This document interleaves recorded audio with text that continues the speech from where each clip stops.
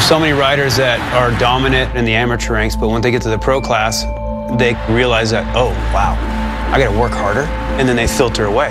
Somebody that can ride to the level of Villapoto and Bubba and Dungey is a very, very special person. The 50,000 spectators in attendance and millions of television viewers will enjoy watching a Supercross race because the lives of the riders have been structured around perfecting their craft from the time they were 5 years old. Come on! Extreme skill only comes with intense preparation.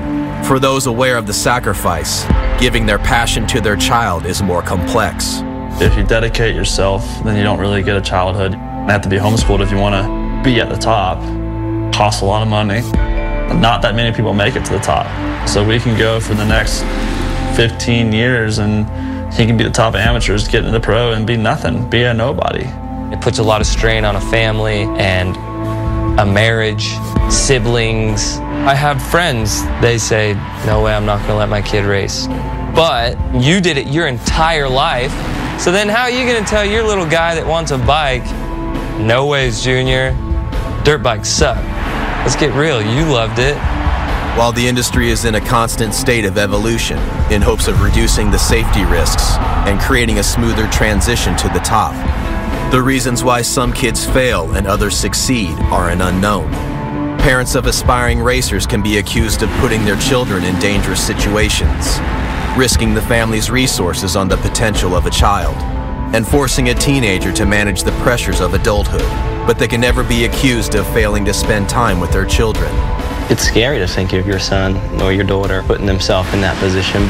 I know what the negative side of it and the bad consequences that can come from it, but I also know the good. Motorcycles is what got me here. I wouldn't have my wife if I didn't race. That's how I met her. I'd be a farmer. I wouldn't have my house. None of it. What is the ultimate goal? Is the goal to make enough money to retire? Who really gets that? There's a handful of guys that pull that off. Maybe there's certain families that just enjoy being around each other. They travel together. It's pretty cool, you know? Like now I'm a dad, I'm like, I hope my kid still wants to hang out with me, you know, when he's older. Because he could just be like, dude, dad, you're a dork, and like ditch you, you know? It's dealt me a couple bad ones here and there, but it's a good sport. You shouldn't be ashamed for your son to want to do this. It's every bit as good a sport as Major League Baseball. You know, Ricky Carmichael and Villapoto and James and Dungey, those are good kids, man. Those guys are awesome. Why wouldn't you want your son to like try to be like that? Although Monster Energy Supercross is the ultimate goal for aspiring young racers, kids always begin riding on an outdoor motocross track and must learn the more technical and dangerous Supercross tracks as they develop. Supercross and motocross are a lot alike, but they're a lot different too. The jumps are peaked, they're close together, so if you come up a little bit short, you're going down. That's what makes Supercross a lot harder than motocross. Ricky Carmichael was the most successful outdoor motocross rider of all time, but his violent transition from motocross to Supercross when he turned pro has motivated him to promote the Amsoil Arena Cross Series as a stepping stone to Supercross. First and foremost is the safety. Monster Energy Supercross, those tracks are gnarly. It's the best in the business. I can speak because I've been down that road. Oh, Carmichael comes up way short on that. I had a lot of success as an amateur. No matter how much testing and riding that I did beforehand, when I got to the first Supercross, I wasn't ready. You should have to put some time in at a little bit lower level, so when you do get thrown into the hornet's nest, you're used to it. Many amateur racing families forego arena cross because all of the financial support given to young riders is based on their results in motocross nationals. Carmichael hopes to change that system by requiring future pros to race arena cross before they can obtain a Supercross racing license. Some people are very short-sighted and don't understand why we developed the Road to Supercross format. But if you look long-term, I think it's going to pay dividends being in this kind of environment where adrenaline is pumping, you got fans, autograph sessions. It's just kind of like in your face, a lot like Monster Energy Supercross. Beyond learning the technical skills and talent required to race at the highest level, a successful Supercross career is only made possible with the support of a rider's parents, and it is often up to a father to balance the roles of motivator, financer, and emotional supporter.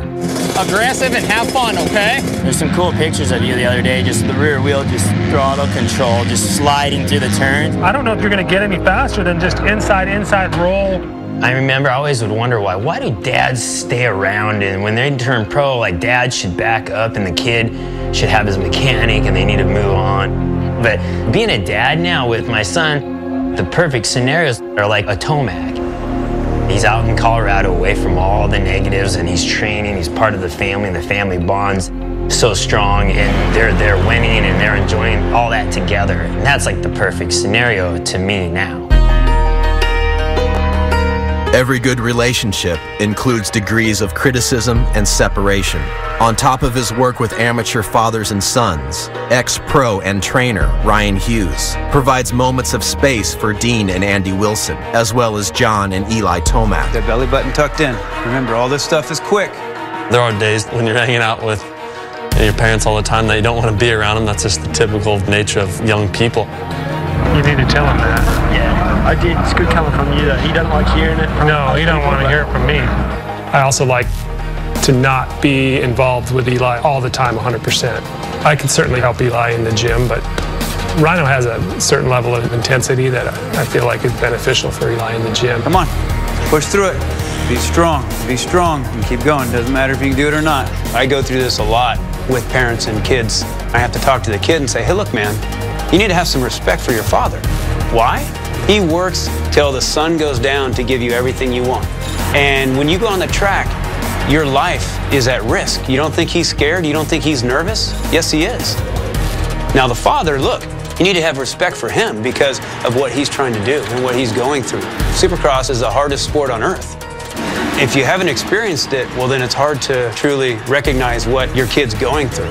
One little thing could be off on the bike, one little thing could be off with your mindset, and your race is done. Oh, he got that again. Lands on top of his head. His visor is broken off.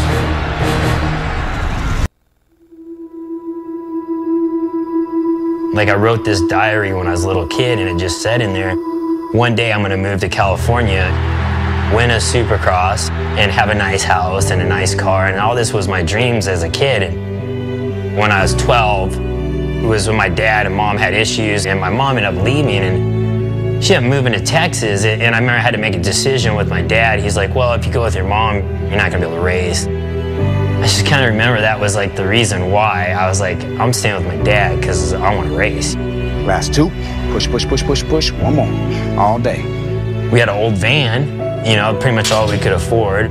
We'd go to Oklahoma, Texas, from Nebraska, these 8-hour, 12-hour drives to find competition. And that's what helped keep us together as a family, really.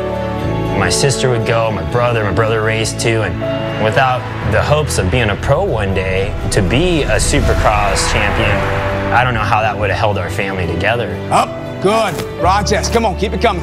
Work, B, come on. How bad you want it, baby, let's go. The son of a superintendent in Omaha, Nebraska, 18-year-old Brian Deegan was allowed to postpone college 1 year to pursue his racing dreams in California. Deegan would detest the image restrictions placed on him by his first team manager, Larry Brooks, and created a new race team with Brian Swink and the support of punk rock bands Strung Out and No Effects. All we did was train all day. Chin up, come on, 5 miles in the morning, go to the park, sprints, and we went to the races, and I don't think people were ready for it. It's tightened up the action. Brian Deegan, number 28-24, Robbie Raynard. Raynard has got a battle on his hands from an unexpected rider, Brian Deegan. Whoa, what an upset of events right here. And I just remember that feeling. I'll never forget it. You know, that was like the ultimate, like my whole life built up to this one moment. This has got to be the thrill of his young career. The checkered flag, and Deegan lets his bike fly into the air, standing with his arms in the air. And all the guys from, you know, Strung Out and Motor Triple X and No Effects, they were all there. And it was just like the pinnacle moment. Yeah, my dad flew out. Thanks for coming out, him and my brother.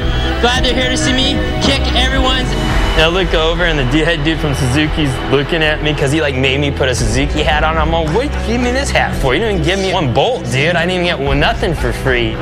After Deegan won round 2 of the 1997 West Coast 125 Supercross Series on a Suzuki, he believed he deserved to ride the injured Tim Ferry's factory-modified Suzuki for the remaining rounds. But the bike was given to Ryan Huffman instead. The most frustrating thing in my career was always just missing the mark of not getting the factory support.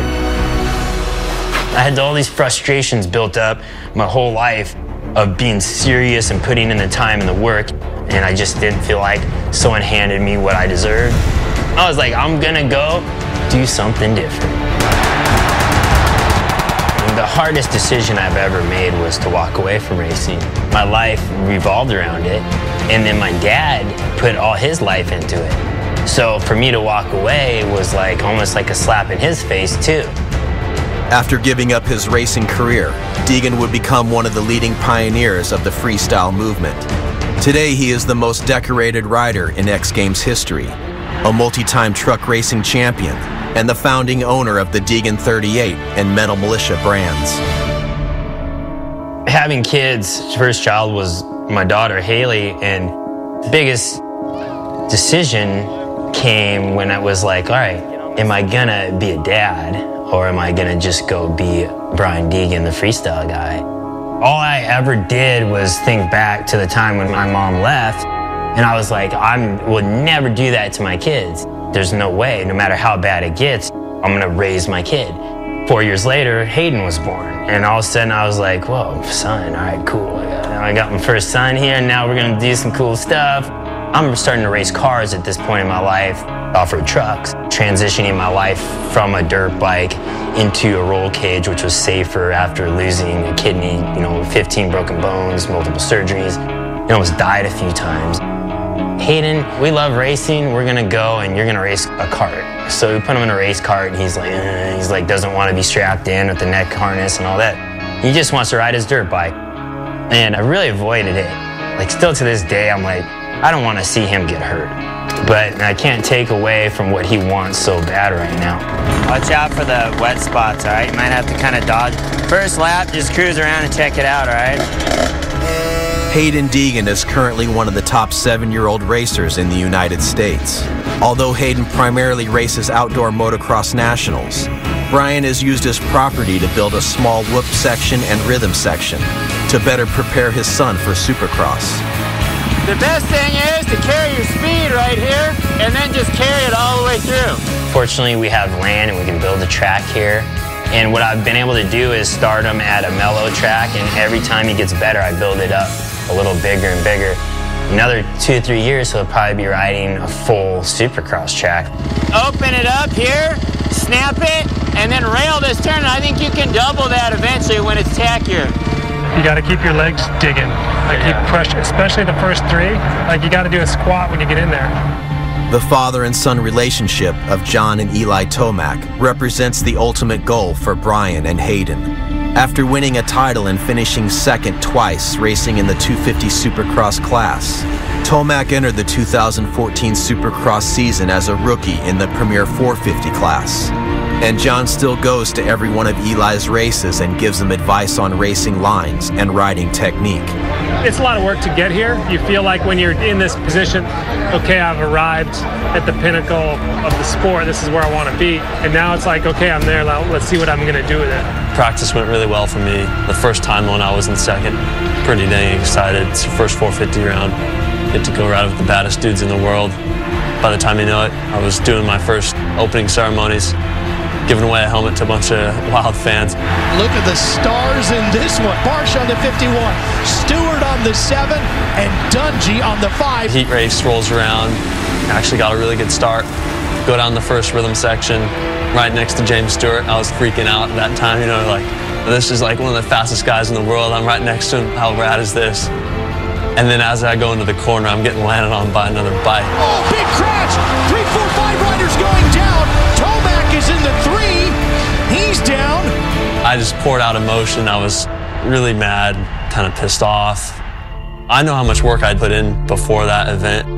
in this whole preseason, and for it to kind of end like that, the championship hope's gone. Eli Tomac not making the call. He's not going to race tonight. You know, then you drive home and you're just sitting there scratching your head and kind of asking why.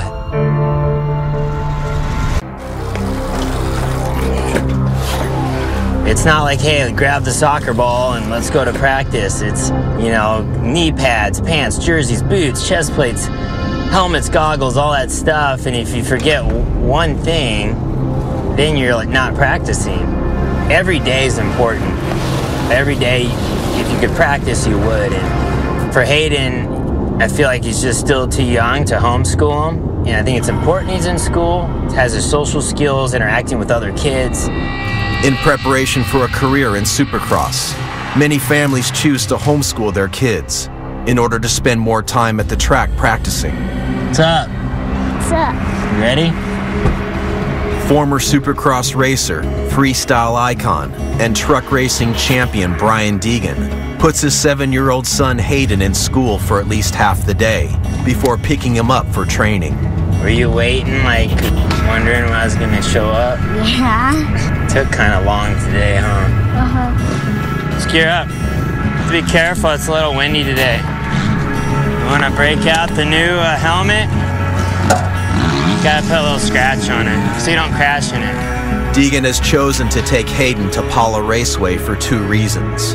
The rough, rutted track will prepare him for an upcoming amateur race, and the massive jumps will help him get comfortable in the air for the possible goal of a career in Supercross. I want you to be real careful with the jumps at first, all right? Isn't it backflip that little jump? Backflip it? Yeah. Backflips are for freestyle, dude. And Mom said you were not riding freestyle. Good. You don't need to. Just learn how to race.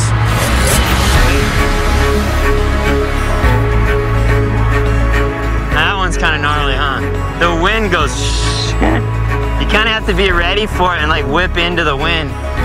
Deegan prefers to train with Hayden at the end of the day because for hours the track has been chewed up by other riders. Dealing with these rough conditions and staying low over jumps and walls are also among the techniques necessary to be successful in Supercross. Hit this section once, I'm gonna follow you. But take your time to set up right. It's not real normal that kids are clearing all the jumps on the pro track on a 50. It's cool how you carry all that momentum through there. You have fun? Yeah? Would you rather be in school? That's funny. My life schedule's going down and his is going up. Couldn't be more pumped. Like I race rally car, race off-road trucks, Monster Jam, business nonstop. The funnest times I have are going to the racetrack, Supercross. That's what I enjoy doing. And I really didn't realize how bad I missed it until I came back to it. Although Brian grew up with the structure that comes with chasing a career in Supercross, Hayden was the force that brought him back to the sport after leaving 15 years ago. Brian is teaching his son to be dedicated to a schedule of practicing, eating healthy, doing his schoolwork, and racing, alongside the image of a rebel that jump-started Deegan's career. He loves to do what his dad does. I didn't want Hayden racing and then also still being surrounded with the guys at the house doing tricks and practicing all the time and him go, oh, I want to do that, you know, because that's absolutely out of the question. I'm not doing it again. Even when I go out there and see him today in the backyard with the guys, I'm like, what are you doing? You're crazy. I had a bad issue with it, I know. Like it's doing dumb. flips and doing all my tricks, I'm like, yeah, I'm back. Yeah, and I'm like, stop trying to like start all over. She's like, back at what? What are you doing? Right here in this right-hander, there's an inside berm rut and an outside bowl saw. I would probably go inside.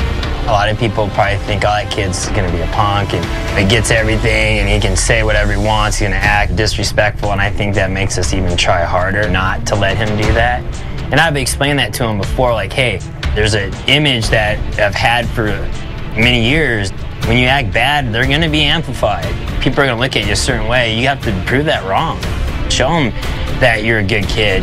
You can kind of hit either one, the squirrely one or the straight one, or either way, hit that rut and follow it all the way. I'm definitely way more ampy as a dad than my dad raised me. I'm like, all right, Hayden, this is what we're gonna do. And this is about winning right now. You're gonna beat this kid. And it's like, sometimes I have to be like, chill out. He's still a baby. Like he's on a 50. Fight! Go, go, go, get her! Yeah, there he goes. Watch the inside, watch the inside. Dude, Hayden's ripping it. Start with my life. With that dirt bike and that sacrifice of the normal life, I feel like my life's been 10 times better than what it could have been. Where's Hayden? He fell. Hayden, you did great. You want to try to finish?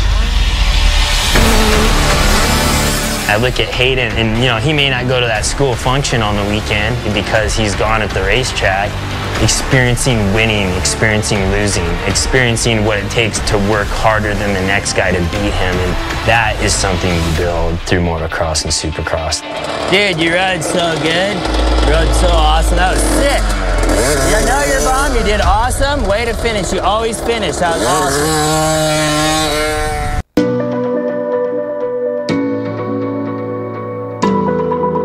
Once all the applications are gone through and deemed eligible, we take all of those names and we cut them up and we put them in a hat. And then we take them around the office and I go through our accounting department, back into the race shop. I call each one of those families, and even the girls that sit back there by me are always like, you have the best job because I get to call and make someone's day.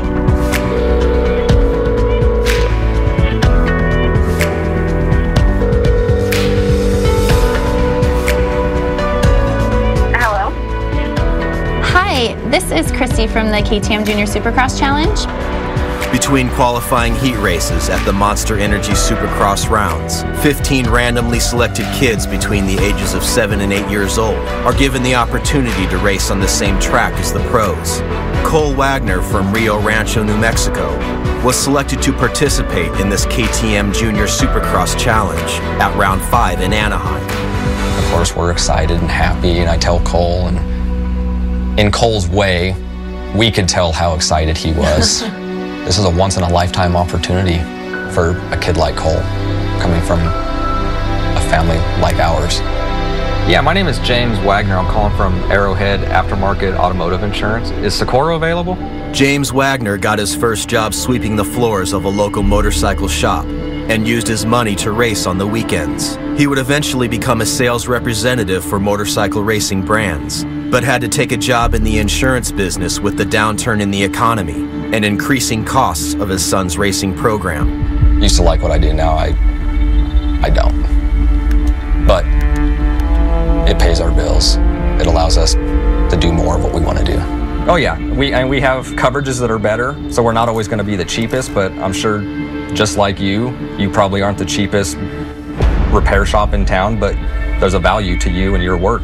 With travel, practice fuel, and bike parts, an amateur racing program can cost from $10,000 to over $100,000 a year. And supporting Cole's dream with a single income will only get more expensive with the arrival of more injuries. He got hurt recently, and I think that kind of scared us for the first time. Kind of hard too. We had to decide, what new helmet do we buy? Do we buy him a $100 helmet, or do we go with this new technology that's the best thing out there? The 6D helmet retails $745, or we can go to the local shop and pick up the Fly helmet that they got on the shelf for $100. Knowing that every time he has a really bad crash and we have to buy a new helmet, is this a sport that we can afford to equip him for? We have to think about that. So what did you guys decide?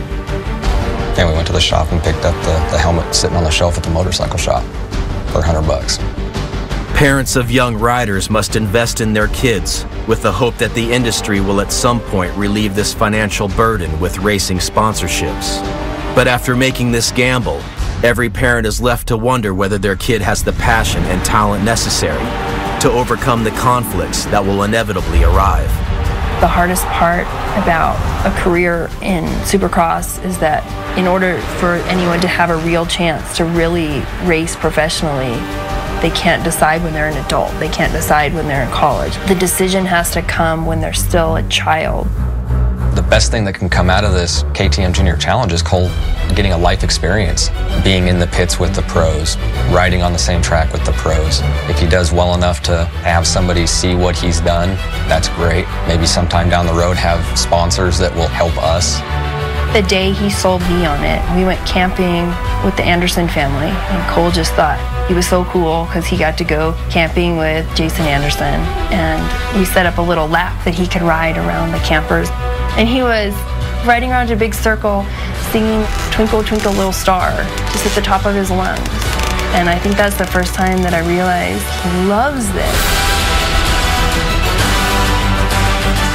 James has chosen to train on a track with small dirt mounds to better prepare Cole for the technical whoop section he will face on a Supercross track. Besides learning the obstacles, training young riders is a constant effort to find more speed, smoother technique, and a more aggressive mentality. Okay, see that line I made in the dirt with my feet? That's where you're shutting off the gas coming down this straightaway to slow down for the corner. You can be on the gas a lot further down, okay? Try to pass this line before you shut off the gas. On his motorcycle, he is just intense. The first time we took him riding, he had this look on his face like he was having a horrible day. We pulled him over and we said, you know, it's okay if you're not having fun, we'll go home. He said, I'm having fun, I want to keep riding. So it was kind of scary. Oh, he's never been this intense. If the corner's turning that way, try to look out of the corner. I hope from the KTM Junior experience, it lets him see, you know, what he could make of riding if he wants to try and make that as a career. I want him to have a good chance to see what it's really like.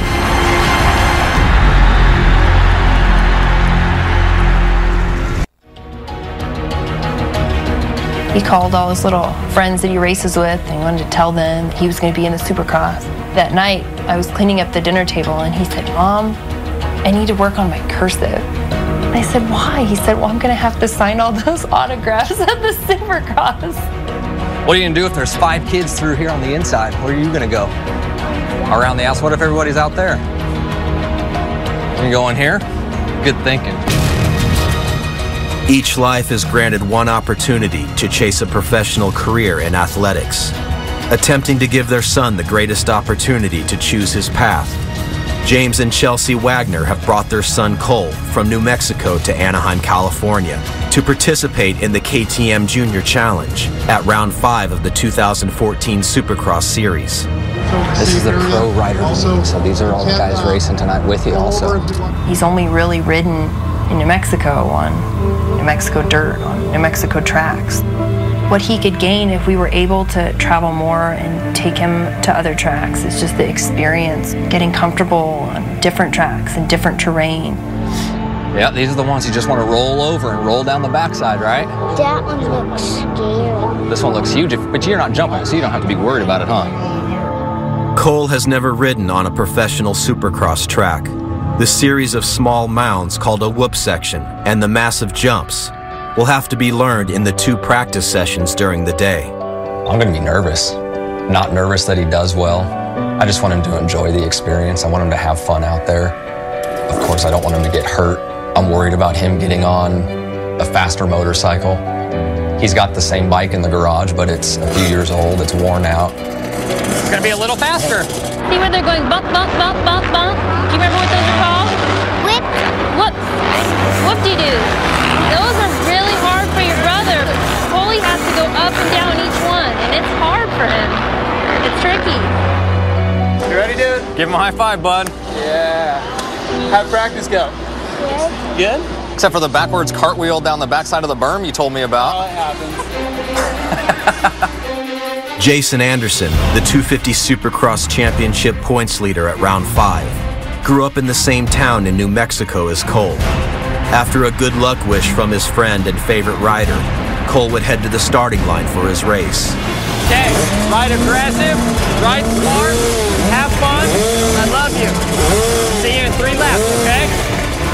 I hope he does well, and I hope, you know, it helps bring his passion to a new level to really see what he could really do if he really wants to put it all on the table and really work hard at it. If Cole wants to ride, if Cole wants to make it something more than just a hobby, we'll see that.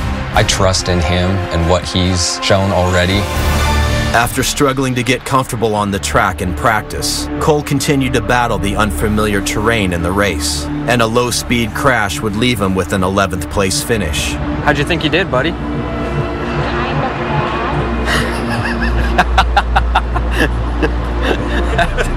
That's all right, huh? Did you have fun, though? Yeah.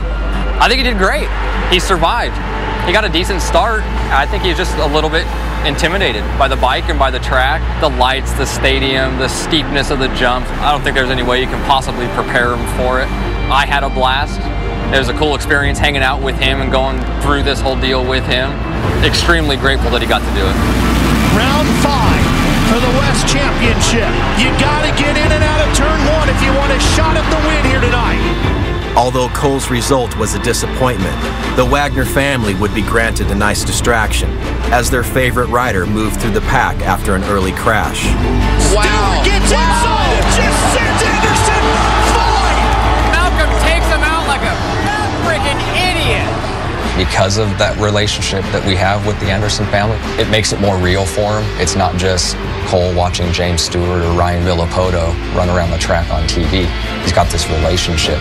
Come on, Jason, get him! It makes it seem more feasible. Here's Anderson! No contact this time, and he's passed him again! If he wants to do that, and he wants to put in the hard work and the time, that's what his possibilities are.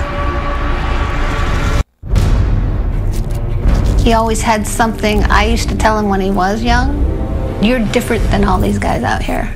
It used to make him mad. Like it did, it made him mad because I think it made him feel alienated in a way. He loves that challenge of proving people wrong. He's had the years where he's won 10 races, but you know, one thing he always gets marked down on is the consistency thing. You know, people will say, oh, Dungey's the most consistent guy out there. Well, you know, to him, it's okay, challenge accepted. I will win races. I do know that, and hopefully in the end it's a championship. And I feel confident that it will be, as long as there's not any wrenches thrown in the program. I don't know that Ryan's really going to care if he doesn't have a butt patch on the back of his pants or pink gear or something like that. He's not superstitious. When he shows up on Saturday, he doesn't know what color he's wearing. On the helmet side, he's actually saved quite the collection of helmets that he really is into. It goes back to the helmet being an expression of that particular person's style. This is not the same pair of boots that everybody else can wear. It's not the same jersey that everybody else can wear. This is me. This is what separates me from everybody else. It is difficult to identify what it is about Ryan Villapoto that has allowed him to win the last 3 Supercross championships. Operating in the most competitive period in the history of the sport, the number of talented, dedicated riders has been steadily increasing, which has pushed Ryan's workload every year. But he has done what is necessary to maintain the championship points lead in the past and in the early rounds of 2014. Every one of the kids that's successful has one overbearing parent. For sure. Every season's different. You don't really know what the other guys are, so you're like, wonder where he's gonna kind of fit in. Last year, I think he was really hungry and trying to make things happen. Villapoto alongside of Stewart, and he goes down again! This year, he's taken way more time in thinking about the mistakes that he could make if he's pushing really on the edge. He's being patient, which is gonna be the way to win this championship. Oh, guess who's down? Villapoto, just like a year ago in the heat race earlier tonight. Despite the fact that he crashed twice at the early rounds of the year, Ryan is the only rider that finished in the top 5 in the first 5 races of the season. Villapoto becomes the first 2-time winner in 2014. Although Villapoto's main competition was expected to come from Ryan Dungey, James Stewart, and Justin Barcia, rookie Ken Roxon and 31-year-old Chad Reed are the only other riders to have won races so far this season. Chad, I really didn't think he would be that good this year. When he started racing the first few races, I was really impressed. Chad Reed's in the lead, and this stadium's going nuts! He's not supposed to be that guy. He don't belong here. That's what he feeds off of. Here he comes! Chad Reed's done it again! Chad, if you give him something to hang on to, he hangs on to it. You make a mistake, he can smell it, he can taste it. It lights a fire underneath him, and then you're going to have to deal with him for definitely a few more rounds. After passing Villapoto on the first lap, Reed took his second win of the season at round 5, placing him 2 points behind Ryan in the championship race. You got this. You showed you were the best. I should have won, dude. You got it. Villapoto was also passed and beaten by Ken Roxon at round 5, and many wondered if Ryan was beginning to question his decision to bring Ken to his training facility in Florida and allow him to prepare with his trainer, Alden Baker. As far as Alden and Ken and Ryan all training together, they brought Ken in to help Ryan push him to the next level. But Ken is such a fast learner too. He's going to use whatever he learns and throw it to his advantage. Roxon really putting on the heat here. Here comes the number 94. He's got him. I don't know if they underestimated Ken's ability. He's a quick learner, and we all saw that tonight. He knew Kenny's going to be fast, and Kenny's going to beat him at some races. We're not going to win every single race. But overall, Ryan believes in himself. He wouldn't have done it if he didn't think he could beat him. That's the downside of being Ryan Villapoto. Everybody expects you to win every race. Going into round 6 in San Diego, Villapoto has 104 points, Reed 102, and Roxon 97. Reed is the most successful rider to compete in San Diego with 6 wins and 9 podiums. Another win here would give him the championship points lead. Being 2 points out in the competition and coming back when you're written off. I mean, to me, I love Rocky movies, and the whole thing with us, it's such a Rocky movie. At 31 years, Reed is not only the second oldest rider in the series, but he is also competing on a team that he owns and solely represents on the racetrack. Contrary to expectation, Reed seemed more confident with his privately built Kawasaki than Villapoto did on his factory-modified Kawasaki in the early rounds of 2014. Hey, stop around the floor. Go a little tighter here and get inside the bumps. The beginning of the season didn't really start out the way we wanted, just getting Ryan comfortable with the bike. We made some big changes to our setup this year, and we missed the mark a little bit coming in, and Chad this year was unbelievable. James came in hotter. James Stewart was the fastest rider in practice at San Diego, and going into Qualcomm Stadium, the last 2 times he had been involved in a head-to-head battle with Villapoto, Ryan had crashed. The more significant of the 2 crashes came on a massive rhythm section James was pushing Ryan to jump. You know, if we're questioning, can you jump that rhythm section or can you jump that triple out of a turn? James Stewart is a guy that's going to go out there and jump something that might have to be jumped, and if he jumps it, then you have to jump it. It's a very special night for us this week. It's Military Appreciation Night as we honor the men and women of our military. All these kids, now they're growing up to men, are all been racing all their lives. I think they're all the same. You know, they all want to win, especially now with everyone having trainers and putting way more effort into the training and the diet part. It seems like every year that gets more intense. He is different. He's just a racer. Here we go. Gate drop time. Villapoto takes the lead, and here comes Stewart sneaking up on the inside. Stewart going for the lead. Bar to bar, Stewart and Villapoto. The crowd gets a little wild already as James Stewart jumps into the early lead. Come on. Villapoto continuing to hound the 7 of Stewart. 22 of Chad Reed running in 3rd. Roxon closing the gap on him. Well, right here, Roxon's been able to hold the tight line. Got him, pushes him wide. James Stewart battling with Villapoto, the fight for the lead. Oh! Villapoto with a bobble. Roxon, he's got his hands full with Reed. That last lap, when he had caught back up to Kenny, I think all of us were expecting him to really send it in the loops. You can only see from the back over the berm, and then he starts drifting to the right. Here comes Reed. Down he goes. Oh, Reed was giving it everything he had, and he goes down hard. After Chad Reed's remarkable string of wins and podiums, the 31-year-old was just 2 points behind Ryan Villopoto in the championship points race, going into round 6 in San Diego. Villopoto was engaged in a battle for the lead with James Stewart for much of the main event, while Reed fought with title contenders Ken Roczen and Ryan Dungey for third. Working the final lap now. Roczen, he's got his hands full with Reed. Here comes Reed, down he goes! Oh, Reed was giving it everything he had, and he goes down hard. And James Stewart, will this be his first win of 2014? Yes! Seen him go down, and you're just kind of holding your breath until he gets up, but he didn't get up. He's tough. On the last lap, if he could have got up, he would have got up and sprinted to the finish. For him not to get up, I'm like, it's not looking so good, something serious. From one end of the spectrum to the other, devastation for Reed and fantastic emotion for James Stewart. You guys were just matching. The track was holding us back from running it. Yeah, dude, you look great. That's the best you look. San Diego was good for us because we were coming off of a couple races that weren't so good. We found what we were looking for to make Ryan comfortable. On the bike side and the setup, he knows now he has what he needs to win. I've been able to come back and be around him the last year, and it's amazing the effort that he puts in every day. Just seeing what he has to endure on his bicycle or in his gym. I mean, I'm proud of him. How you feeling?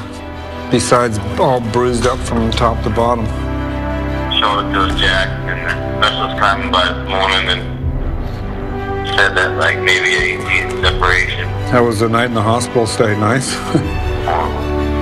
Well, get a hold of us as soon as you know something, you know? We went to the hospital. I mean, it was inspiring in a weird way for me. I could hear Ellie on the phone, and she's just his #1 cheerleader, but there was nothing negative. Chad said, we're going to Dallas. I think only Superman can come back from hitting a wall like that, but if anybody can do it, I believe he can do it. A week after his crash in San Diego, Reed attempted to ride with a broken scapula, collarbone, and T1 vertebrae. But the injuries would drive him off the track a few laps into practice. It's been a rough few years getting hurt and having to have surgery again, and even going back to my son racing, it's like there's so much more to why I would love my son to choose a different sport. But I love it. I do. I love it, and I keep coming back for more. I just want him to have that same passion. I can swallow him getting hurt if he was giving it his all. If that's what he wants to truly do and not just because I do it, I support him 100%. Within the mind of a Supercross racer, fear and love are constantly at war. Both are necessary to be successful, but the choice to give one precedence over the other is the most important lesson a parent will teach their child. It takes an inch and I'm over the bars into the berm, knocked down. No, I promise you, if you just hold the gas on, it won't happen. Don't let the gas off. On April 13th, the finale of Supercross Behind the Dream highlights the forces behind Kevin Windham's retirement, the struggle of Joe Gibbs Racing, and Adam Cianciarulo's debut ride as a pro. Hey Joe, how do I become successful? I slept at the office in football. Look back at that right now, just second guess some of that for me. I'm passionate about what I do, but man, I could get hurt, but man, I have 4 kids, but now I'm 35. Take away a motorcycle from Kevin Windham, that's just like taking his life from him. All these years ago, I told him what my goals were, and that was to be the best. Winning is absolutely everything to me. 250 East Championship, round number